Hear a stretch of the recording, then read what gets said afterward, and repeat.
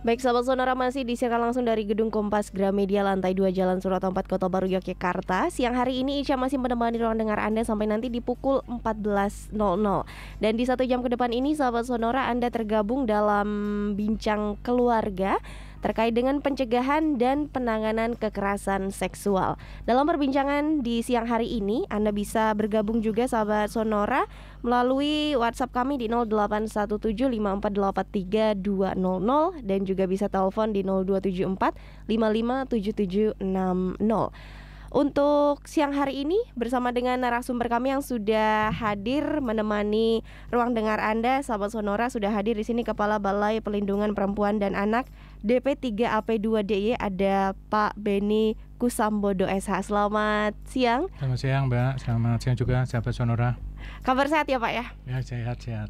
Baik, di sini juga sudah hadir Komisi D DPRD DIY, ada Bapak Syukron Arif Mutakin SE. Selamat siang Pak. Selamat siang Mbak Ica. Kabar sehat ya Pak ya? Kabar sehat selalu ya. Amin.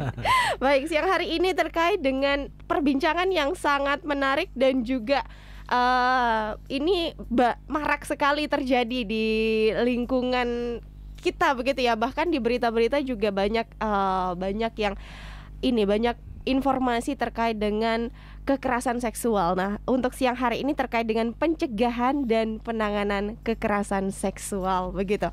Nah, ini mengawali begitu nih Pak Beni dan juga Pak Syukron terkait dengan kekerasan seksual. Sebenarnya apa sih yang dimaksud dengan kekerasan seksual ini? Mungkin Pak Beni atau Pak Syukron? Monggo. Oh, Pak Beni dulu. Monggo.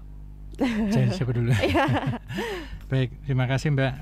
Jadi kalau kita mendefinisikan terkait dengan kekerasan seksual ini, kalau secara ringkas ini sebenarnya adalah perbuatan yang merendahkan, kemudian juga menghina ataupun melecehkan dan atau mungkin menyerang tubuh atau bagian fungsi reproduksi kepada seseorang yang berisiko untuk membuat penderitaan baik secara fisik ataupun secara psikis. Itu mungkin definisi singkatnya seperti itu. Oke, baik.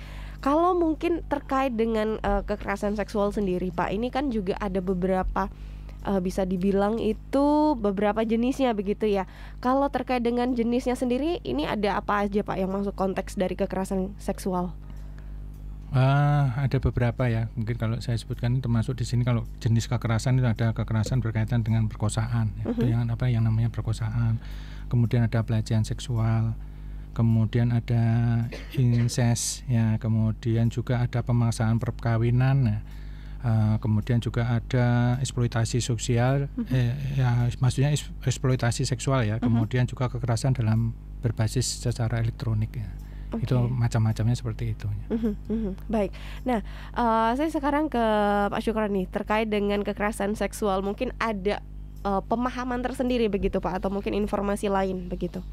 Ya, kalau kekerasan seksual kan tadi sudah disebutkan Pak Beni, itu kan ada perbuatan yang itu mengarah pada pada perlakuan pada orang lain gitu kan, yang itu nah memang kayak kalau kita ngomong tadi ada beberapa hal ya terkait dengan, jadi intinya kalau sesuatu yang menurut saya itu itu tidak dikehendaki atau tidak melanggar ya, ada pemaksaan di situ atau tidak sejajar, ya itu sebanding itu, ya itu berarti ada faktor yang dirugikan di situ. Nah, ketika ada yang dirugikan di situ atau tidak sebanding sejajar, itulah yang kemudian itu akan menimbulkan ketidaknyamanan di situ. Nah, kalau kita ngomong seksual kan sebenarnya kan banyak hal gitu kan tadi, apakah itu berkait dengan ya alat kelamin bisa, kemudian bagian-bagian yang itu mengarah pada perilaku seks itu kan bisa, bahkan pada verbal pun sangat bisa. Jadi kalau itu memang dirasa tidak pantas ya itu dan merugikan orang lain, ada faktor yang disitu merugikan, ya itu perlu diantisipasi dari awal. Nah, bagaimana caranya? Ya pemahaman sejak dini, pemahaman orang akan bahwa ini sebenarnya tidak perlu kita lakukan kepada orang lain karena itu menimbulkan potensi kerugian, baik itu kerugian secara fisik maupun mental. Nah kalau fisik kan bisa kelihatan misalnya, tapi kalau yang mental ini tidak bisa kemudian ketahui secara langsung.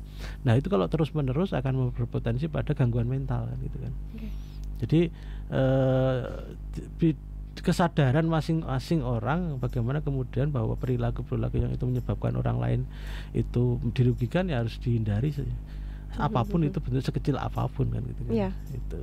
Oke, baik. Nah, kalau tadi kan sudah diinformasikan Pak Beni terkait dengan jenis kekerasan seksual begitu ya Pak ya, ada perkosaan, pelecehan seksual dan lain sebagainya begitu. Tapi kalau dalam bentuknya ini mungkin bisa diinformasikan juga nih Pak, bentuk dari kekerasan seksual itu yang seperti apa sih begitu? Ini sedikit tadi sudah disinggung ya oleh Pak Syukron begitu. Ya, jadi kalau tadi ada jenis-jenisnya kan ya, tadi ada perkosaan, incest, kemudian pemaksaan perkawinan, itu juga bagian dari kekerasan seksual.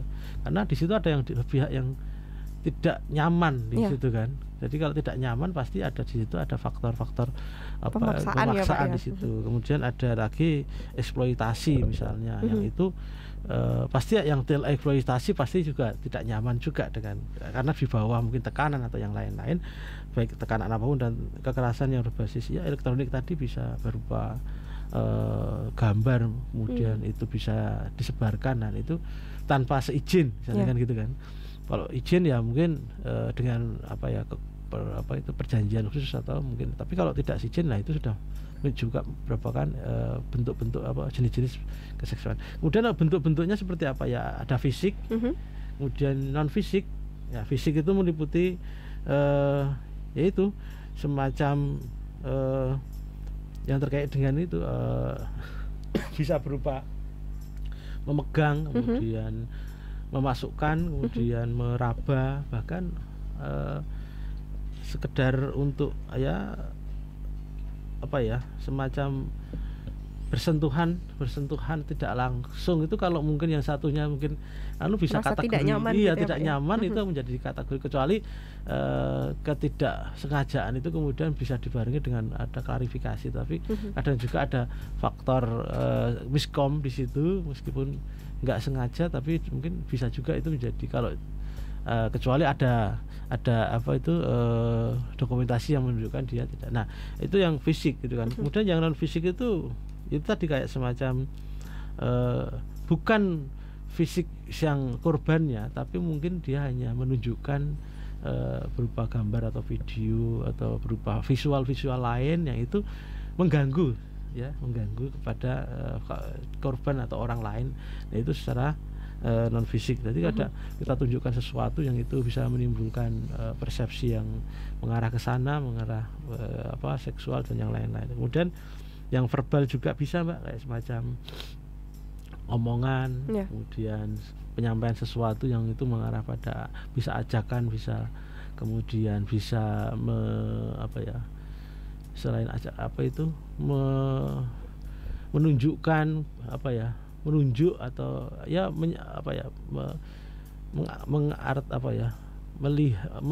menunjukkan bahwa atau menyebut dengan sadar atau tidak sadar, dan itu kemudian menjadi mengarah ke perilaku seksual. Kemudian yang terakhir itu daring, misalnya bisa dengan mengirim sesuatu melalui media elektronik atau media sosial, dan itu kemudian mengganggu bagi penerimanya. Itu jenis-jenisnya, bentuk-bentuknya seperti itu. Baik, terima kasih Pak. Mungkin ke Pak Beni ada tambahan terkait dengan itu tadi ya, terkait dengan bentuk kekerasan seksual begitu Pak Beni. Ya, sebenarnya tadi oleh Pak Syukron juga sudah banyak dijelaskan ya. Mungkin kalau tadi sudah disampaikan, jadi bisa ada 4 macam, jadi secara fisik, kemudian ada non fisik, ada verbal, dan ada daring. Nah ini sekarang ini juga yang marak ini yang berkaitan dengan daring ini ya, karena bentuk rekaman yang istilahnya porno itu kan disebarluaskan seperti itu. Nah ini bentuk yang daring. Nah kemudian kalau yang verbal ya, contohnya tadi seperti disampaikan oleh Pak Syukron kan sudah, mungkin kalau istilahnya kalau yang verbal itu seperti catcalling gitu loh. Itu kan sekarang kan kalau orang tahunya kan biasanya siulan ya, siulan kan bagian dari catcalling ya, seperti itu. Baik. Jadi untuk catcalling ini juga sudah masuk dalam kekerasan seksual ya, sahabat Sonora. Jadi harap berhati-hati untuk ini mungkin yang baik sebagai pelaku atau mungkin sebagai korban juga ya, karena memang ini nanti mungkin kita juga akan informasikan terkait dengan siapa yang bisa disebut korban dan juga pelaku begitu. Nah untuk perbincangan kami siang hari ini sahabat Sonora masih menemani sampai nanti di pukul 14.00. Jadi silahkan untuk Anda yang ingin bergabung di 081754832000 via WhatsApp kami, dan juga bisa melalui telepon di 0274557762.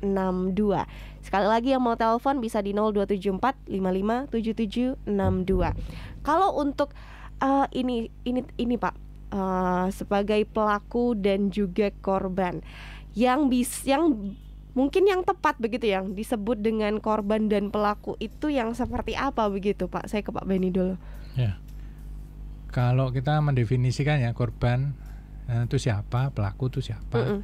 Korban itu siapa saja bisa dapat menjadi korban. Ya, di sini kalau kita bicara konteks di sini ya kekerasan seksual mungkin kan siapapun itu bisa perempuan, bisa ya perempuan dewasa dalam hal ini ya. Nah ini, dan jangan berpikir ya kalau yang semuanya itu misalnya sudah tertutup itu belum tentu tidak menjadi korban kekerasan seksual. Bisa saja pelecehan seksual juga bisa saja terjadi, bisa tertutupnya. Nah kemudian kalau berkaitan dengan pelaku itu bisa orang yang tidak kita kenal, dan bisa juga orang yang mungkin malah dekat atau kenal dengan kita, kenapa dengan kita. Ini berkaitan dengan siapa korban dan siapa pelaku, seperti itu. Oke, baik, terima kasih Pak Benny. Ada tambahan mungkin dari Pak Syukron? Ya kalau siapa yang jadi korban itu kan dari perspektif ya Mbak. Jadi orang yang mungkin bisa tidak, meskipun dia tidak tapi dia merasa bahwa dia menjadi ini merugikan saya, itu juga bisa melakukan. Makanya kita harus sangat-sangat berhati-hati ya. Jadi ada juga mungkin yang catcalling gitu kan. Mungkin ada yang mungkin itu anggap wajar biasa kan gitu kan, sebagai bentuk gurauan. Tapi ada juga yang prinsipnya ya kalau itu bisa menimbulkan kerugian ya kita hindari aja kan gitu kan. Karena kalau tidak ya pasti tadi kayak tidak hanya siulan misalnya gitu kan bisa juga kan. Artinya ya kita menempatkan diri aja bahwa sesuatu yang itu ya kalau mau bertanya atau malah sekaligus saja kan gitu kan, tidak perlu kemudian memakai simbol-simbol yang itu justru multitafsir nantinya. Ya kalau multitafsir kan nanti sudah tafsirannya berbeda, dan itu menjadikan prasangka menjadi juga lain gitu kan. Udah kalau mau kenalan aja kan gitu kan, ngomong kan gitu malah nggak apa-apa. Jadi terus terang kan gitu kan. Betul. Dengan mungkin bahasa-bahasa yang lebih sopan gitu, daripada kemudian dengan simbol-simbol atau pakai yang itu tidak bisa menimbulkan persepsi itu Mbak. Gitu Mbak. Baik, terima kasih Pak Syukron. Ada tambahan dari Pak Benny sebelum kita lanjut? Saya kira cukup Mbak. Baik, nah kalau tadi juga sudah sempat diinformasikan bahwa dampaknya terkait dengan kekerasan seksual itu kan ada secara psikis dan psikologis begitu Pak. Kalau terkait dengan dampak psikologisnya, ini saya ke psikologis dulu. Itu seperti apa Pak dampak dari psikologis kekerasan seksual ini Pak Benny? Ya, bermacam-macam ya. Mungkin kalau saya mendefinisikan satu persatu, mungkin itu ranahnya psikolog ini. Mungkin secara umum begitu ya Pak ya. Yang jelas mungkin gangguan kecemasan ya. Di apa itu paling gangguan kecemasan. Kemudian juga kalau nanti berlanjut bisa menjadi stres akut. Nah, kemudian gangguan stres pasca trauma itu. Kalau istilah orang psikolog itu PTSD ya kalau nggak salah itu ya. PTSD. Nah, itu kemudian juga sampai ke arah parahnya ke depresi. Kemudian sampai ke arah stigmatization. Nah itu istilahnya di situ nanti ada pelabelan ini kepada seseorang ini bahwa dia mempunyai kecenderungan apa seperti itu. Nah ini ya artinya dampaknya memang banyak seperti itu. Tapi yang pertama yang jelas itu ya suatu korban pelecehan seksual itu mesti biasanya ada rasa kecemasan itu. Itu di awal itu mesti seperti itu. Oke, baik. Mungkin kalau untuk dampaknya ini bisa nggak sih Pak dilihat secara gamblang gitu, meskipun kita tidak tahu awalnya mungkin ya kalau kalau sudah ada korban kekerasan seksual di situ begitu? Kelihatan ya, biasanya kan mereka ada rasa ini ya di dalam pribadi karena merasa apa ya, ketakutan itu yang jelasnya. Dari awalnya dia ketakutan, dia mendapatkan perlakuan seperti itu. Nah kemudian ke arahnya nanti ke arah kecemasan, aduh jangan cemas nanti kalau kemudian tiba-tiba dia mengalami hal ya atau bertemu dengan pelakunya lagi. Nah seperti itu. Nah kadang takut berulang itu. Nah kemudian kecenderungannya setelah mengalami hal itu, nah ini yang kadang terus kemudian ada yang karena ada rasa ketakutan, kemudian kecemasan, dia sendiri akhirnya malah tidak melaporkan kalau dia menjadi korban kekerasan seksual seperti itu. Diawali dari itu dulu. Nah ini yang kadang kita harus mendorong bagaimana orang harus artinya dalam ini korban kekerasan seksual itu berani untuk menyampaikan laporannya kepada apa ya, mungkin di awal kalau tidak tahu kemana lapornya ya kepada orang yang terdekat yang dipercaya, atau kemungkinan kepada kalau ini misalnya di lingkungan kampus ya ke satgasnya. Kalau kemudian kalau di lingkungan apa ya masyarakat, di sini kita kan ada yang namanya Satgas Pelindungan Perempuan dan Anak, Satgas PPA yang ada di setiap Kapanewon, itu kan bisa nanti mendampingi untuk melaporkan apa yang telah dialami seperti itu. Baik, terima kasih Pak Beni. Ada tambahan Pak Syukron terkait dengan dampak psikologisnya nih untuk korban kekerasan seksual begitu, Pak? Ya, kalau dampak pastinya berdampak ya, karena merasa dia dirugikan ya. Betul. Dan itu sebenarnya perlu segera dia untuk tidak berlanjut pada akibat yang lebih jauh, lebih parah ya, harus ada misalnya dia ada penanganan gitu kan, baik dari si korban sendiri maupun keluarga atau orang terdekatnya. Jadi misalnya harus minimal cerita lah gitu kan ke keluarga, kalau enggak ya ke teman gitu kan, biar nanti kalau enggak keluar nanti akan dipendam, lama-lama menjadi dia pikir sendiri akan berdampak lebih parah lagi. Nah tahu sudah parah, susah untuk nanti disembuhkan, diobati. Nah memang kadang-kadang orang nggak berani untuk cerita kan gitu kan. Kadang ada ancaman juga kalau berupa tekanan gitu kan. Awas kalau nanti cerita, melapor dan bla bla bla. Sebenarnya nggak masalah karena sudah ada satgas, sudah ada dinas yang melindungi, dan sekarang udah sangat dilindungi korban itu.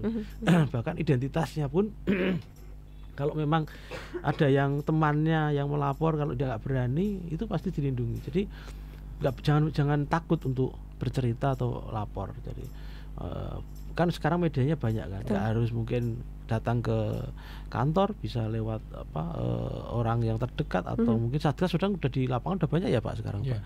Nah itu tinggal aja, nggak usah kemudian kita ragu untuk berbicara kepada orang lain, karena kalau dibiarkan itu semakin orang pelaku itu akan semakin meningkat secara proporsinya untuk melakukan kekerasan seksual itu. Sekali dua kali tidak ada tindakan atau respon penolakan, ya dia akan terus menerus, bahkan mungkin akan meningkat secara proporsi maupun jumlah maupun kuantitasnya maupun proporsinya akan lebih meningkat. Nah ini perlu berbahaya kan gitu kan.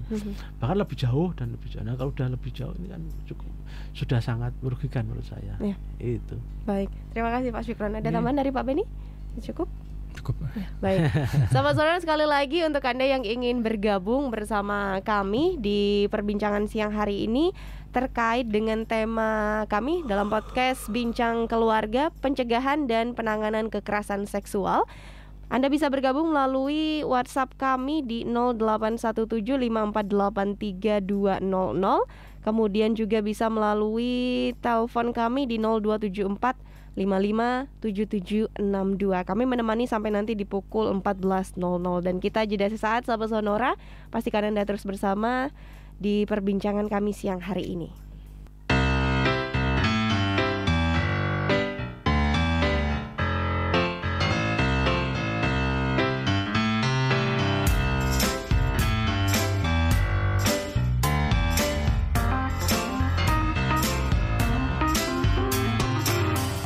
Baik sahabat Sonora, kita melanjutkan perbincangan dalam podcast Bincang Keluarga, pencegahan dan penanganan kekerasan seksual. Sekali lagi untuk Anda yang ingin bergabung bersama kami sahabat Sonora, masih kami persilahkan di 08175483 200 atau juga bisa telepon kami di 0274557762. Baik, kita melanjutkan perbincangan siang hari ini nih Pak Benny dan Pak Syukron. Untuk pencegahan dan penanganan kekerasan seksual ini, kalau kita sudah mencegah begitu segala macam cara, bahkan ada satgasnya juga ini terkait dengan pencegahan begitu ya Pak ya. Dan juga kalau misal sudah terjadi begitu dan ini bisa dibilang sudah ada korban.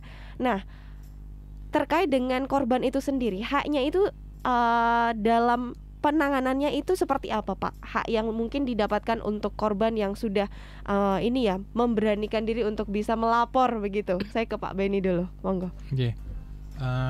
Berkaitan dengan haknya terhadap korban itu ada 4 nih ya Mbak. Yang pertama yaitu berkaitan dengan hak atas informasi, kemudian hak untuk berkaitan dengan layanan hukum, kemudian yang ketiganya adalah berkaitan dengan pendampingan psikologis serta layanan kesehatan. Jadi ada 4 itu yang biasanya korban itu akan mendapatkan 4 ini berkaitan dengan layanan ini semua.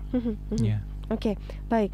Nah, terkait dengan ini Pak, mungkin dari pendampingan sendiri gitu ya. Ini apakah nanti korban juga akan didampingi dari awal, dari mereka mulai melapor begitu ya sampai kasusnya selesai begitu Pak, atau bahkan pasca ini mungkin mungkin masih dalam masa pemulihan terkait dengan psikologisnya itu juga masih ada pendampingan begitu Pak? Jadi sejak korban melapor itu kemudian kita tangani, kemudian kita begitu melapor kan dia biasanya akan dilakukan asesmen awal. Nah dari asesmen awal kalau itu memang membutuhkan pendampingan psikologis ya akan kita dampingi. Karena kebetulan mungkin setelah kita lakukan asesmen dia membutuhkan pendampingan psikologis, ternyata dia mempunyai trauma atau apa, ini akan kita dampingi sampai kemudian dia bisa menghilangkan traumatiknya itu seperti itu. Oke. Baik. Tapi kalau untuk upaya pencegahannya sendiri Pak, ini kan memang tidak bisa hanya dari satu sisi saja ya, mungkin dari pemerintah saja begitu atau dinas-dinas terkait, tapi kan juga butuh support dari kita masyarakat atau mungkin dari individu masing-masing. Nah, kalau untuk upaya pencegahan kekerasan seksual ini mungkin Pak Benny atau Pak Syukron punya jawaban yang bisa kita Pak istilahnya ya, kita lakukan bersama begitu. Monggo Pak Benny. Pak Syukron ke saya. Ke Pak Benny dulu deh, apa pencegahannya nih Pak? Ya, upaya pencegahan sebenarnya kan bisa melalui secara individual ya. Tadi seperti Mbak sampaikan ya, tadi individual. Jadi artinya di sini adalah penguatan kesadaran individu serta haknya dalam hal ini apabila mendapatkan informasi terkait dengan kekerasan seksual itu. Kemudian yang kedua yaitu berkaitan dengan nantinya melalui komunitas. Ini dengan cara memperkuat layanan penanganan, kerjasama layanan penanganan. Kemudian juga melalui istilahnya seperti organisasi. Nah ini membentuk tim khusus, kita seperti ada tim satgas seperti tadi ya. Kalau terkait organisasi itu termasuk tim satgas, ada satgas yang di Kapanewon, satgas di kampus seperti itu. Kemudian yang berikut adalah berkaitan dengan kalau dari sisi pemerintah. Nah pemerintah juga dalam ini membentuk itu tadi berkaitan dengan satgas, kemudian juga pendidikan atau mungkin sosialisasi berkaitan dengan kesetaraan gender dan lain-lain seperti itu. Jadi bisa dari 4 macam itu tadi, dari secara individu, secara organisasi, dari pemerintah, kemudian juga bisa melalui komunitas. Oke, baik. Terima kasih Pak Benny. Pak Syukron mungkin mau menambahkan terkait dengan pencegahannya ini Pak. Mungkin ada informasi tambahan begitu. Ya, jadi kalau pencegahan itu kan tadi sampaikan ada berbasis pribadi kan, gitu kan, bagaimana kemudian diri kita melindungi sendiri kan, gitu. Dengan apa? Ya kita kemudian bagaimana kita berperilaku baik, berperilaku sopan. Kalau ada hal-hal yang terkait itu mengganggu ya tolak dengan halus kan gitu kan, atau ditolak dengan respon yang baik kan gitu kan. Itu perlindungan lah. Ya kalau memang kemudian dia berlanjut ya masih terus ya kan kita bisa nanti memakai orang lain untuk bisa membantu untuk menghentikan perilaku gangguan itu. Kemudian yang berbasis semacam komunitas tadi ya saling mengingatkan, saling menjaga gitu kan, dari seanggota maupun anggota kalau di masyarakat ya misalnya lingkungan kan gitu kan. Kalau ada sesuatu yang itu memang berpotensi untuk jadi gangguan ya harus diselesaikan kan gitu kan, dari situ dengan tokoh-tokoh masyarakat setempat atau orang-orang yang butuh dilakukan pembinaan tadi. Hanya memang kalau di tempat-tempat yang itu sangat berpotensi, misalnya tidak di keramaian tapi di kesunyian, kemudian di tempat-tempat yang tidak banyak orang, atau kemudian waktunya mungkin pas itu memang sangat tidak terpantau oleh lingkungan. Nah itu sangat mungkin kan terjadi seperti itu. Nah untuk itu memang ya satu, perlindungan diri wajib. Saya kira sih sekarang kan sudah banyak teknologi ya. Ada handphone yang itu dilengkapi dengan kamera yang bisa memfoto atau memvideo sewaktu-waktu. Saya kira dengan dokumentasi yang sekarang ini sangat mudah dilakukan, yaitu para pelaku itu akan menjadi lebih berpikir ulang untuk melakukan itu. Jadi gunakan sosmed gadget itu untuk menjadi senjata. Bukan senjata itu berupa benda tajam itu kan enggak, tapi dengan video, foto itu sudah cukup untuk menjadi bukti. Nah ini harus ada semacam edukasi di situ. Jadi misalnya anak-anak putri gitu kan, anak-anak perempuan yang memang berpotensi lebih ya untuk terjadi kekerasan itu ya mungkin perlu ada pembekalan lah bagaimana menggunakan gadget itu untuk sarana perlindungan diri. Nggak apa-apa direkam aja. Dengan rekaman itu kan menjadi, kalau meskipun handphonenya nanti misalnya mati atau rusak, itu masih ada file mungkin yang bisa diambil untuk jadi alat bukti. Jadi saya kira adanya kemajuan teknologi itu bisa digunakan lah. Kalau yang bisa lebih mungkin kadang-kadang di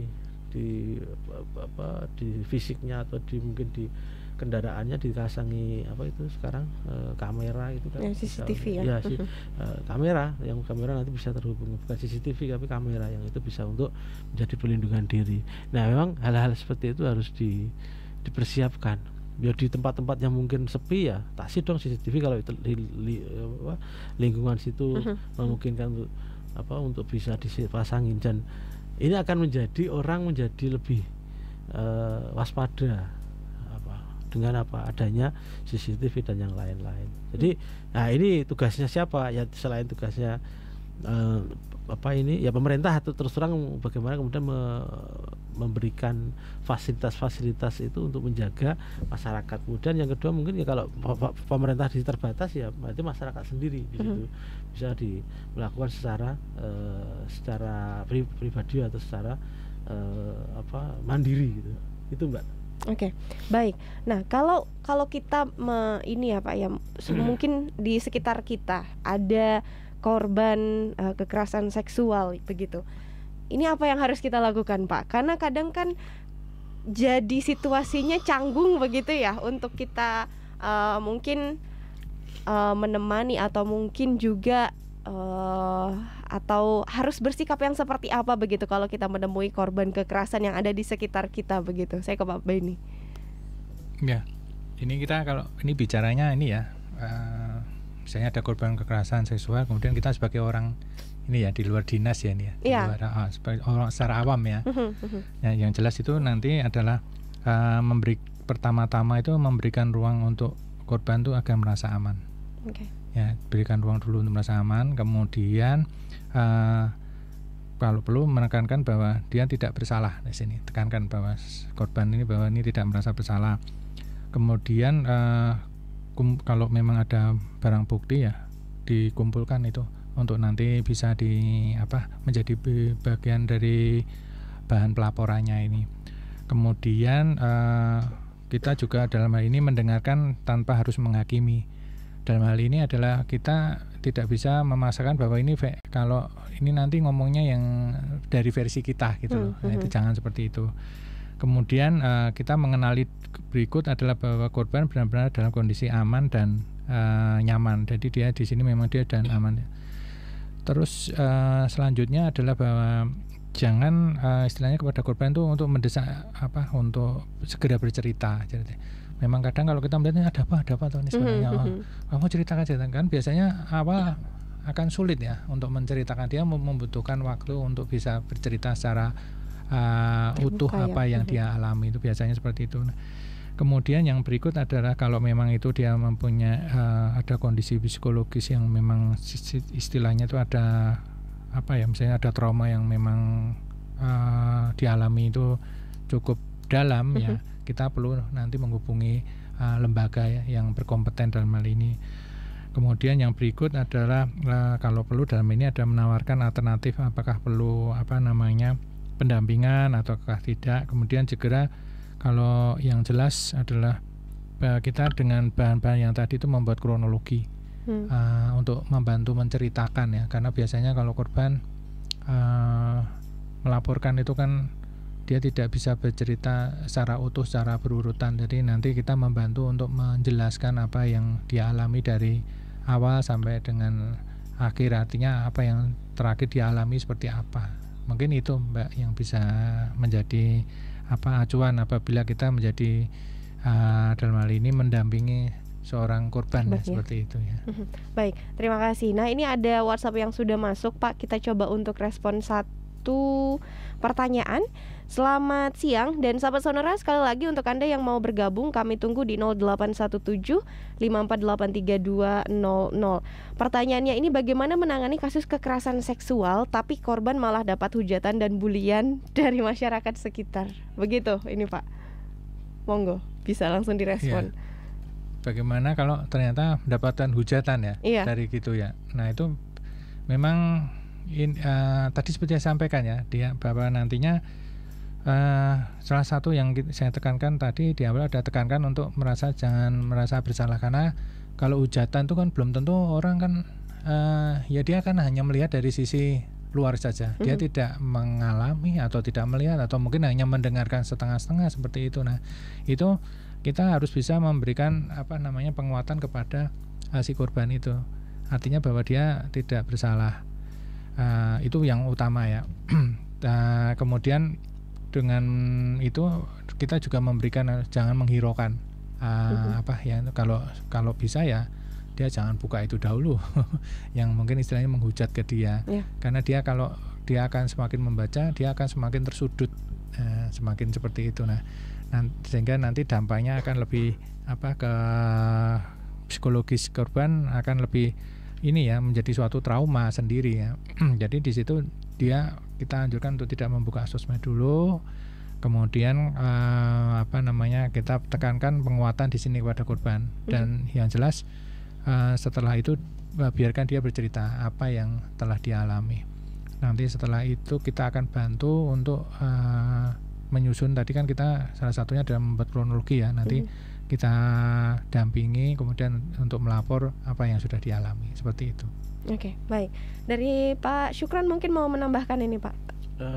Jadi memang kalau orang yang mengalami itu memang ya pasti ada ada berbeda-beda ya, masing-masing penerimaan, ada yang berani, ada yang tidak. Hanya memang ini makanya Satgas tadi penting tadi, Satgas. Kalau perlu ditambah gitu kan. Perlunya di kelurahan sudah ada, Pak. Di tingkat kelurahan sudah ada. Belum. Nah, nanti ditambah kalau perlu. Kalau perlu tambah relawan lagi. Jadi kan orang-orang yang memang peduli. Jadi tidak perlu ya, kalau relawan kan nggak perlu pakai yang penting mereka diedukasi ya. Dan Satgas saya kira juga butuh misalnya dia diberikan kewenangan untuk membuat komunitas Pak, kalau perlu Pak. Kalau nanti monggo lah, kalau soal anggaran nanti bisa kita bicarakan lah kan gitu kan. Jadi bagaimana kemudian mengedukasi secara langsung kepada langsung ke masyarakat. dan itu targetnya ya pastinya orang-orang yang ada kelompok-kelompok atau mungkin sasaran-sasaran yang memang potensi di situ. Misalnya hari ini yang merebak misalnya di lingkungan kampus misalnya, ya udah kita harus di situ lebih tinggi, meningkat lagi untuk sosialisasinya, misalnya bagaimana kemudian kerugian-kerugian yang ditimbulkan akibat itu, kemudian kalau itu untuk pelaku apa yang ancamannya seperti apa, kemudian bagaimana dia tidak berperilaku seperti itu, atau kemudian yang kalau untuk korban ya seperti ini yang harus dilakukan. Kemudian kalau perlu pasang banyak tulisan misalnya kan gitu kan, atau kayak pesan-pesan atau pesan-pesan di media-media sosial, kita pakai mungkin selebgram hari ini ya, tokoh-tokoh lokal lah yang mungkin hari ini, atau tokoh-tokoh yang itu memang diminta untuk campaign tentang itu, karena mungkin ada ya pelaku memang yang memang tidak merasa bahwa yang dilakukan itu juga salah sebenarnya. Mereka menganggap sesuatu itu biasa aja gitu kan, atau menunjukkan gambar porno misalnya, kadang-kadang untuk lelucon juga kan gitu kan, padahal niatnya itu lelucon, tapi yang mungkin bagi yang penerima bisa tadi mispersepsi tadi, bisa juga itu Gus dan pembatasan seperti ini memang yang harus kita lakukan, bahwa kadang-kadang guyon-guyon kita itu masih Pak, beda dengan di luar negeri ya. Di luar negeri itu guyon-guyon itu yang guyonan, tapi kalau yang bersifat merugikan orang mereka kan enggak juga ya, kayak bullying kayak gitu kan. Tapi kalau hari ini mungkin kadang-kadang sesuatu yang berperilaku ke arah seksual itu di sini masih kadang-kadang menjadi sebuah guyon yang itu dianggap kalau di komunitasnya ya, padahal itu berpotensi untuk merugikan korban. Nah, itu yang menurut saya pemahaman bagi harus disampaikan ke semua ke semua elemen, dan itu butuh gerakan bareng-bareng. Kalau perlu itu tadi saya minta kita menggunakan media-media sosial, media-media yang bisa untuk campaign itu. Kemudian yang untuk hanya gini Pak Nyun Sewu, kadang-kadang asumsi itu kalau korban itu perempuan kan gitu kan. Kalau laki-laki gimana Pak gitu kan? Mungkin kan enggak itu sebagai korban misalnya. Pelecehan seksual kalau laki-laki bisa saja Pak. Bisa. Nah, ini kadang-kadang sekarang kan ada kecenderungan juga atau kan perilaku menyimpang kan gitu kan, dan itu korbannya bukan perempuan lagi tapi laki-laki. Nah, ini juga harus diberikan edukasi juga, bagaimana kemudian perilaku yang itu tidak pas gitu kan ya. Dan ini kadang-kadang perilaku yang laki-laki ini juga maaf loh Mbak, itu kayak kemarin yang terakhir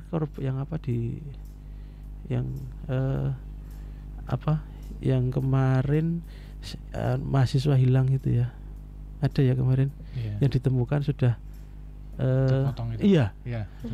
Itu saya kira ada arah ke sana juga menurut saya. Ini tapi nggak tahu sudah tapi kok terus mandek, nggak tahu ini kabarnya. Nah, kecenderungannya hari ini ada penyimpangan secara seksual, dan itu korbannya tidak hanya perempuan Pak. Jadi ini mungkin juga diwaspadai juga menurut kami sih, bagaimana kemudian orang-orang yang punya potensi untuk seperti ke sana yang harus diedukasi kembali untuk berperilaku normal lah gitu kan. Itu mungkin Pak. Baik. Mungkin menambahkan sedikit. Jadi berkaitan dengan Satgas, mohon maaf Bapak, jadi yang provinsi memang belum sampai ke kelurahan, tetapi kalau yang kabupaten kota sudah ada. Ya, itu ada ya, seperti itu. Tinggal koordinasinya berarti kan ya. Seperti itu. Oke, baik. Demikian ya sahabat Sonora, terima kasih nih sudah bergabung. Tadi kita coba merespon pertanyaan dari 08213804 sekian. Terima kasih. Dan kita akan jeda untuk ke sesi yang terakhir ya sahabat Sonora. Jadi untuk Anda mungkin yang ingin bergabung masih kami tunggu melalui telepon di 0274557762. Kami akan kembali setelah jeda yang berikut.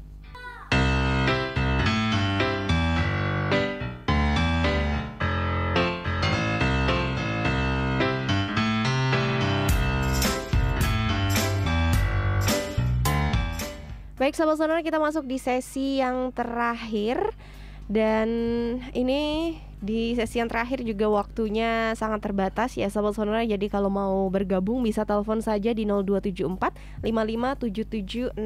Masih terkait dengan pencegahan dan penanganan kekerasan seksual. Nah, banyak yang sudah kami bahas yang hari ini Sobat Sonora, dan juga terima kasih untuk Anda yang sudah bergabung via WhatsApp kami. Untuk yang berikutnya ini terkait dengan penanganan, ini masih Pak Beni dan juga Pak Syukron. Untuk ini ya, penanganan secara psikologis untuk korban kekerasan ini harus yang seperti apa begitu Pak? Atau mungkin dukungannya ya, dukungan terhadap penanganan ini seperti apa? Saya ke Pak Beni dulu, monggo. Ya, bagian dari penanganan korban kekerasan itu yang jelas pertama ketika korban melapor itu nanti akan ada dukungan psikologis awal ya. Artinya dukungan psikologis awal untuk menyampaikan agar dia bisa berani bercerita. Nah, itu kemudian yang berikut adalah makanya ada langkah asesmen psikologi kalau itu memang dibutuhkan. Kemudian ada konseling, kemudian juga ada psikoterapi. Nah, itu nanti ada beberapa tahapan tergantung tingkat kebutuhannya. Tetapi yang jelas itu pasti ada dukungan psikologis awal. Kemudian juga ada itu tadi asesmen psikologi. Jadi kemudian keberlanjutannya apakah itu membutuhkan konseling ataukah psikoterapi, ini nanti berdasarkan pemeriksaan yang di awal tadi. Oke, Pak, tapi yang dimaksud dengan dukungan psikologis awal itu yang seperti apa, Pak? Nah, itu sebenarnya ini kalau istilahnya untuk penguatan ya, istilahnya penguatan atau membantu orang untuk menjadi istilahnya lebih tenang, bisa bercerita lebih banyak. Nah, itu bisa dilakukan tidak hanya oleh seorang psikolog, tetapi orang secara awam juga bisa sebenarnya. Termasuk dalam hal ini kan kita punya satgas kan, satgasnya tidak semuanya orang psikolog.